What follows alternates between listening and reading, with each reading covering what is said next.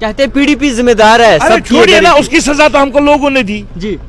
फिर आज हम यहाँ सरकार में होते। हाँ। टाइम बाद अगर इलेक्शन को बिल्कुल लुक तुम वुचान हे रात दोपू यह दलील आज कत अकिस वन चे कोरुत यह तो चे कोरुत यह, बिल्कुल चे कोरुत यह तो चे कोरुत यह का टाइम गया। अब आज करने का टाइम इनका तो यही तो लोगों ने सुना, रास्ता दिखाया दबा पीडीपी ने। अरे रास्ता छोड़िए ना, यही तो कहते हैं आज, यही तो शाल लेके जाते हैं। अच्छा। हम थोड़ी जाते हैं। अब अगर आप यहाँ से शाल लेके जाते हो तो वहां से कुछ ले आओ। कहते हैं दिल्ली के साथ रिश्ते मजबूत करेंगे तभी डेवलपमेंट होगी। अब देखो अगर आपके पास कुछ है ही नहीं फिर सच बोलो लोगों को। सच क्या है आपको क्या लगता यहाँ है? के लोग अब क्या टूटे हैं। हाँ। अब उनको विश्वास ही खत्म हो गया है। अगर अब एक सूरत है जी, अगर हम लोगों को सच बोलिए। सच क्या है? सच ये है कि मेरे जेब में कुछ है ही नहीं। हाँ। मुझे वही बोलना चाहिए मुझे कुछ है नहीं। अगर है तो बताना चाहिए, अगर नहीं है तो वही बताना चाहिए।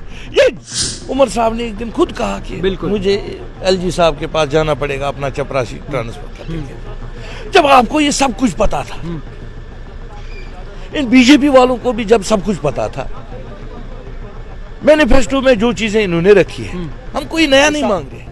फयाज मीर इस वक्त हमारे साथ मौजूद हैं, पीडीपी के सीनियर लीडर। इनसे बातचीत करने की कोशिश करेंगे और जानेंगे कि आखिरकार क्या खुश हैं ये जो निज़ाम इस वक्त सियासत का चल रहा है और जो कहीं ना कहीं लोगों को लेकर एक बड़े बयान किए जा रहे हैं। सर आपसे जानना चाहेंगे, बजट सामने रखा गया चीफ मिनिस्टर द्वारा, क्या लगता है एक्सपेक्टेशंस पे उतर पाएगा ये बजट उन लोगों की जिन्होंने उन्हें वोट दिया है? देखिए मैं आपको एक चीज बताऊंगा, 5 अगस्त 2019 के बाद जम्मू कश्मीर में जो माहौल बना, जो हालात बने, हम सब लोग हर एक पार्टी ढंडोरा पीट रहे थे कि यहाँ इलेक्शन होना चाहिए। बिल्कुल बहुत ज्यादा ज्यादती हो रही है, ये हो रहा है वो हो रहा है, लोग तकालीफ में है, यहाँ पे एक पॉपुलर गवर्नमेंट होनी चाहिए। बहरहाल टाइम आया, यहाँ पे इलेक्शन हुआ।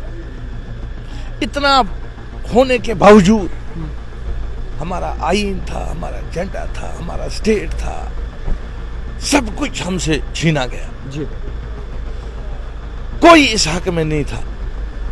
मतलब एक किस्म की नफरत हो गई थी सियासत से ही।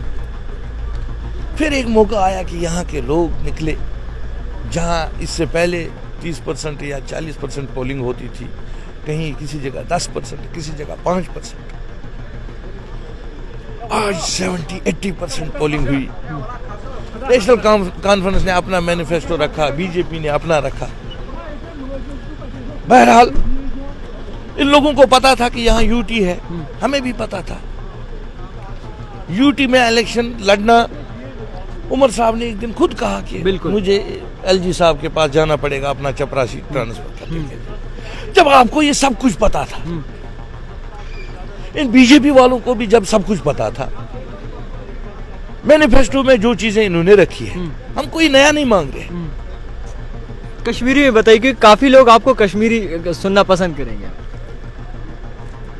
जो यम चीज इमो मैनिफेस्टोस मज चाहे इमो गैस सिलेंडर थी, चाहे डेलीवेजर्स परमानेंट करें, चाहे बाकी महकमन मज, चाहे तम इंजीनियर्स ब्रोह तम सेल्फ हेल्प ग्रुप तिमन सारे सर इमो दोपक इससे करो यम चीज। अगर तुम नेशनल कॉन्फ्रेंस नी श्रीनगरस मज मेजॉरिटी कशीर मज, जम्मस मज नी बीजेपी, इहुन तोस मैनिफेस्टो। वुनकस यूटी मज सरकार ये नेशनल कॉन्फ्रेंस खुद बीजेपी, अकिस आज गोडनुक दो wana हमें wana यमन दिवान पान वही तान। और भाई इतने टाइम के बाद यहाँ इलेक्शन हुआ, ई टाइम बाद अगर इलेक्शन को बिल्कुल लुक तुम वुचान हे रात दोपू यह दलील आज कत अकिस वन चे कोरुत यह तो चे कोरुत यह, बिल्कुल चे कोरुत यह तो चे कोरुत यह का टाइम गया। अब आज करने का टाइम था जी। इन दोनों को मिलना था, चाहे उधर से उनको जाना चाहिए था दिल्ली, इनको यहाँ पे जो सरकार है और यहाँ के लोगों के साथ जो इन्होंने वादे किए हैं, जो इन्होंने अपने मैनिफेस्टो में रखा है, अब ये आपस में ताने देते हैं, आपने अपने वक्त में नहीं किया, आपने अपने वक्त में नहीं किया, हमने इतने मारे, हमने उतने मारे। उस वक्त हमारा स्टेट था जी। हमसे तो सब कुछ छीना गया, अब आज करो। कहते हैं पीडीपी जिम्मेदार है। अरे सबकी छोड़िए ना, इधर ही उसकी सजा तो हमको लोगों ने दी, जी। फिर आज हम यहाँ सरकार में होते। हाँ। इनका तो यही तो लोगों ने सुना। रास्ता दिखाया दबा पीडीपी ने। अरे बीजेपी रास्ता छोड़िए ना, यही तो कहते हैं आज, यही तो शाल लेके जाते हैं। अच्छा। हम थोड़ी जाते हैं। अब अगर आप यहाँ से शाल लेके जाते हो तो वहां से कुछ ले आओ। कहते हैं दिल्ली के साथ रिश्ते मजबूत करेंगे तभी डेवलपमेंट होगी। हम कहते हैं कैसे करोगे, वैसे करो, ऐसे करो, जो कहा है वो करो। कुछ हम नया नहीं इनको मांग रहे हैं जी। अब देखो, अगर आपके पास कुछ है ही नहीं फिर सच बोलो लोगों को। सच क्या है आपको क्या लगता यहाँ है? के लोग अब क्या टूटे हैं। हाँ। अब उनको विश्वास ही खत्म हो गया है। अगर अब एक सूरत है जी। अगर हम लोगों को सच बोलेंगे। सच क्या है सच आपकी ये है कि मेरे जेब में कुछ है ही नहीं। हाँ। मुझे वही बोलना चाहिए, मुझे कुछ है नहीं। अगर है तो बताना चाहिए, अगर नहीं है तो वही बताना चाहिए। ये कहानियां, फिर उधर से इधर लेडीज को फ्री बस मिलेगी और आपके पास बस है 8। वहां मेरे डिस्ट्रिक्ट में 4 डिस्ट्रिक्टों में आपको 200 बसें चलती है, तो आप कहां से इनको फ्री में चलाओगे? यहां से बोलते हैं AAY को, उसको पहले बोलते हैं आप सोलर लगाओ। जिसको 200 रुपया फीस भरने के लिए नहीं है तो वो कहां से लाएगा? 20,000 पहले सोलर खरीदेगा। आप ही बताओ ना, अगर मैं कोई झूठ बोलता हूं। अच्छा, 370 पे क्या लगता है नेशनल कॉन्फ्रेंस खामोशी इख्तियार कर रही है? LOP का कहना है कि खामोशी इख्तियार कर रही है। देखिए, जहां तक सवाल है 370 का, ये दोनों पार्टियां जो है, मैंने इसलिए कहा जी। ये असल में ए पार्टी यही है, कौन? नेशनल कॉन्फ्रेंस, नेशनल कॉन्फ्रेंस और बीजेपी। अच्छा। जिम्मेदार जो यहाँ की खराबी के हैं यही दो है।